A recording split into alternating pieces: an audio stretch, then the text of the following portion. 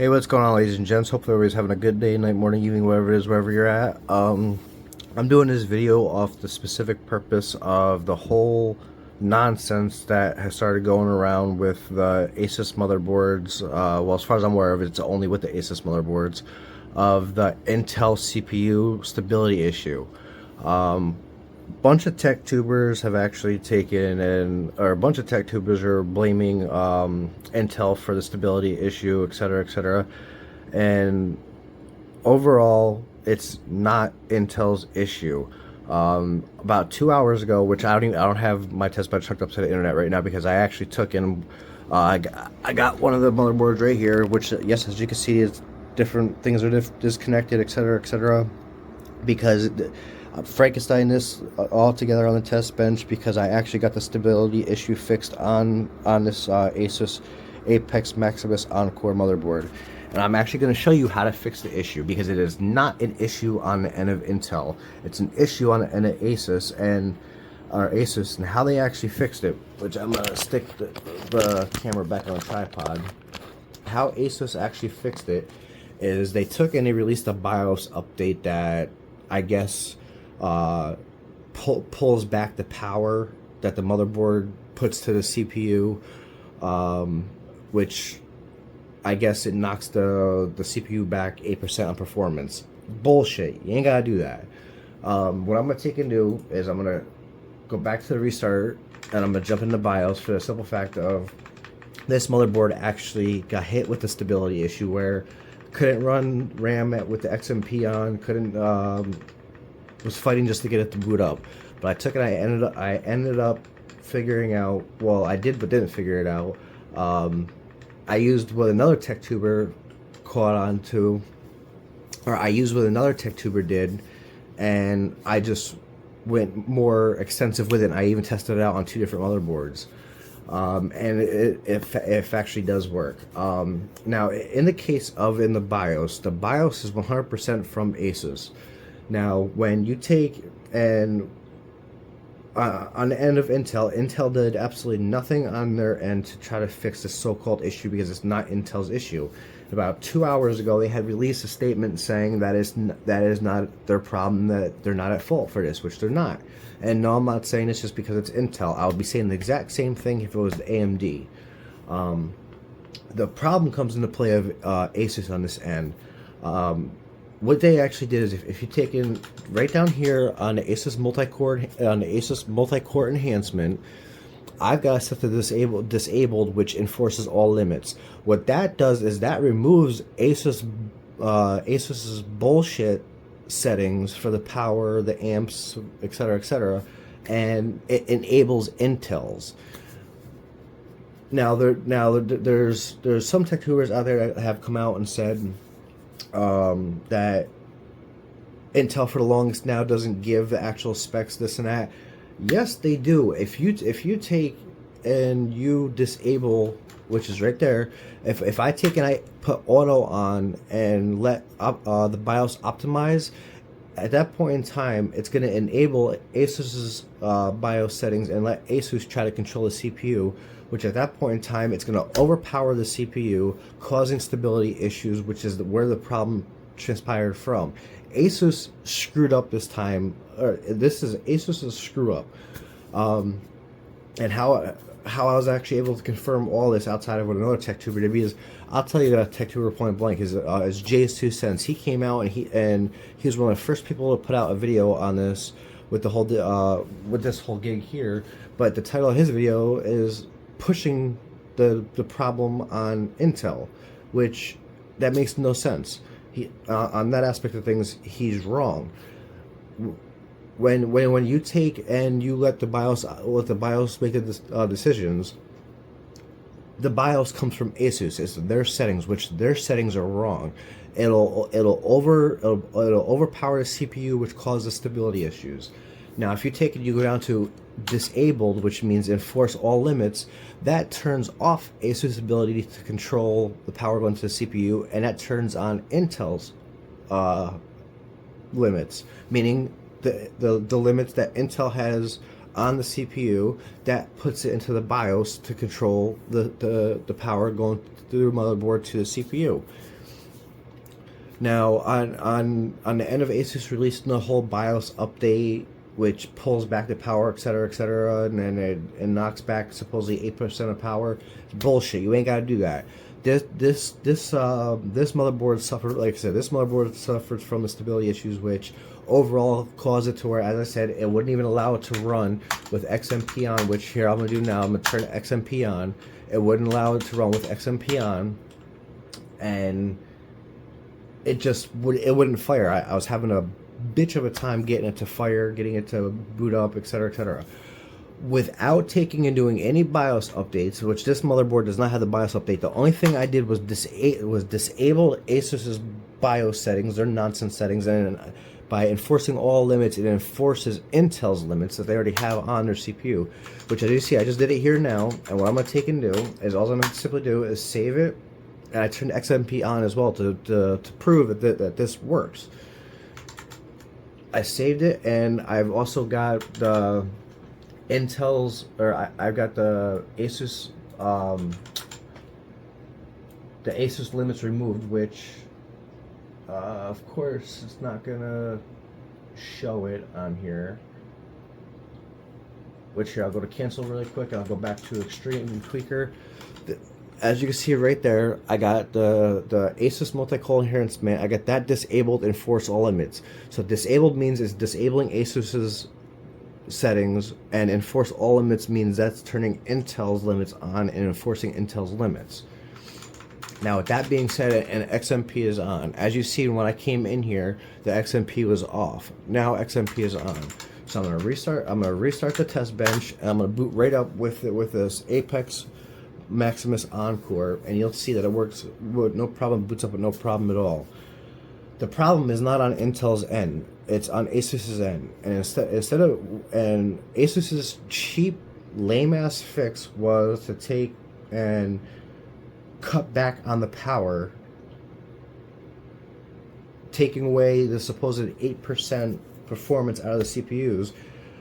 Their lame ass gig was to do that, to fix it. That's not gonna fix it. If Asus just took and very simply turned off their see, as you see, it's already starting to boot with no problem at all. It had to retrain the RAM and stuff like that so it could boot.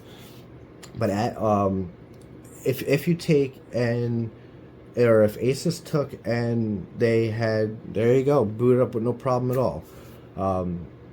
If Asus took and removed their limits, enforced Intel's limits, and looked at the limits that Intel had automatically put in place in the BIOS, and took those limits and reworked their BIOS, incorporated those limits, and then released the BIOS update, it would have been completely fixed over with, instead of costing people supposed 8% of power. Now what I'm going to take and do is go into BenchMe. Hopefully if it'll load up, because I've only got one of my M.2s in here. And I'm going to run Cinebench R23 just to show you the stability with the CPU. And then I'm going to do preferences, let that go, and do the multi-core benchmark. And as you'll see, it'll pass the benchmark with no problems whatsoever. And this is with XMP on. And no, I don't care about scores on it like that at all. I'm just showing the stability. This is the factory tuning of the CPU. No dialing it in. No nothing. The only thing that's on is XMP for the RAM. That's it. And there you go. It's a completed benchmark. And for those who may want to see it, there's your saved results. Nothing fancy at all. There you go. Now I'll jump back to the BIOS really quick, because most of the tech tubers out there are so fast to blame Intel for the dumbest shit, which was not on Intel's end. This is 100% on Asus's end. And you do not need the BIOS update to fix the issue. All you gotta do is turn off or disable the multi-core enhancement and enable all limits, which you're turning on Intel's limits, which at that point in time, which is right there, as I showed you, by disabling Asus's controls on the amperage and the power that it's putting through the motherboard, you're turning on Intel's limits. When you turn on Intel's limits, it's pulling it's only going to allow the motherboard to put out what the CPU specs wise can handle, which keeps it stable. And then your Ally overclock tuner at that point in time, which is XMP2, that's going to run the CPU, that's going to run the motherboard according to what the CPU can handle. So by disabling, again, for the umpteenth time, by disabling Asus's nonsense, you're telling the BIOS to go according to what the CPU can handle, which in this case, the CPU is the 14900K, which I'll actually take and I will show you. And there's your BIOS version right there. Nothing fancy at all. But with that being said, CPU configuration, is it gonna? Yep. There's your CPU right there, 14900K. So you see that it's legit. And there's your BIOS version right there, which is not the current one that just came out. If you actually look at the build date for it, 12/8/2023. So it's back in 2023. It's an old BIOS. Has zero issues whatsoever. All for the simple fact of because I turned off the Asus controls for the motherboard, for the amperage, and all that fun stuff for the CPU, and I enforced Intel's limits. So by doing that, and yet yes, you would save the BIOS. By doing that, it's going to boot up fine every time, no problem whatsoever.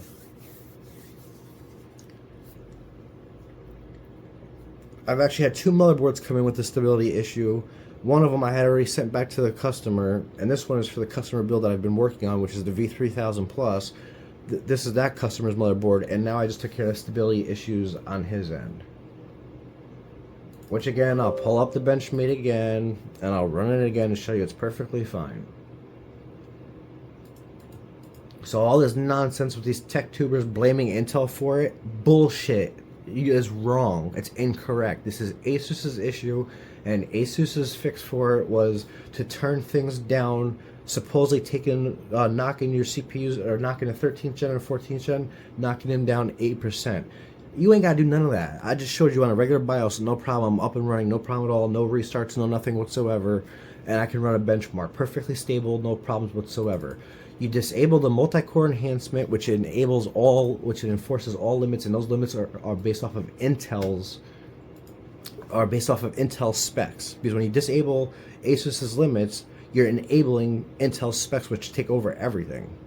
In the aspect of the CPU, which there you go again for the second time, come right out of the BIOS right back into the desktop here, and I'm running it. The 14900K with a BIOS from 2023, zero issues whatsoever. And there you go, there it is again. And no, the score does not matter here. I'm just showing stability wise. I'm just showing what's up there. And no, the CPU is not dialed in at all. It's running 100% off the factory settings, which I'll jump back to the BIOS really quick and I'll show you. It's not running nothing fancy whatsoever.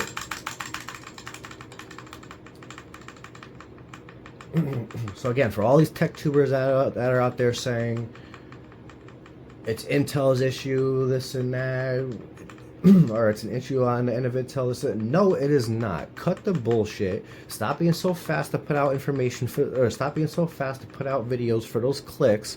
Actually find out what the issue is, which it's not Intel's issue, it is Asus's issue. Asus should have taken, when Asus took and Asus should have taken and disabled the multi-core enhancement, which allows Intel settings to take over. Then they could have pulled up, which I don't know off the top of my head where it's at. I think it's gonna be no, it's not gonna be here. No, it's not gonna be here. Intel Power Management. Here we go. This is the power management from Intel with the multi-core enhancement disabled. Now, what Asus should have taken and done is what they should have turned off the multi-core enhancement, allowing Intel's settings to take over, which Intel settings took over here, And once they took over, they should have taken this information, gone back into their BIOS, reworked their BIOS with this information right here, and then released that as a BIOS update to correctly allow it. That or or they could have skipped all that and released an updated BIOS that automatically has the multi-core enhancement disabled, which then at that point in time automatically has Intel's settings take over. That would have fixed it all. But no, they want to take away 8% of power. Bullshit. You paid for it, you should be getting it. Point blank, end of story. But with that being said, that's pretty much all I want to say for this video. Almost 16 minutes in. This video's already going longer than I wanted to. But again, for those, if you're having a stability issue and you can get in the BIOS, take this is literally your fix for it. Take your multi-core enhancement. Where is it? Take your multi-core enhancement, and instead of having it on auto, have it disabled to where it enforces all limits. Now, if you want to manually dial in your CPU, do all that fun stuff, you can have it remove all limits. But for those of you who want to just run it the way it is, with no problems, without having to have a fuss over dialing in a CPU, whatever the case may be, if you're having a stability issue, go into the BIOS, go to your Extreme Tweaker tab, go to your Asus multi-core enhancement, and it's going to be set on auto by default. You're going to this is if you haven't done that retarded BIOS update that Asus released. Do your drop-down menu, go to disabled, enforce all limits. Again, what that's going to do is it's going to disable Asus's nonsense settings, which overpower the CPU, cause stability issues. It's going to enforce all limits, which it's going to pull in Intel settings and enforce those, which overrides Asus, and then it allows you to run the CPU stable with no problem at all. With that being said, again, just shy of 17 minutes into this, I'm going to end this video here. For those tech tubers saying that it's Intel's issue, this and that, no, it's not. Stop putting out wrong information. Stop going after those clicks. Yeah, I get it. You get paid by people watching your video. You get paid for. Why don't you get paid for putting out the facts? That's what people want. People want the facts. Put out the facts. This is why I always, depending on the situation, I always tell people, yeah, keep listening to those tech tubers, see how far it gets you. And then there's consistently problems after problems after problems. Tech tubers get paid for what they do. They want those clicks. They're going to do anything they can to get those clicks. Not every tech tuber out there, this is why I don't even call myself a tech tuber. I do this for the fun of it. Every tech tuber out there is wrong at times. In this case, they are 100% wrong. Even in the case of Jay actually took and put a video out doing this, but the title of his video, he's blaming Intel. No, that's wrong. Outside of that, that's all I've really got to say here with this. I just showed it, proved it, did everything I did. I even showed you the BIOS to prove that it's not even Asus's current BIOS. With that being said, hopefully everybody's having a good day, night, morning, evening, wherever it is. I'm out. Bye.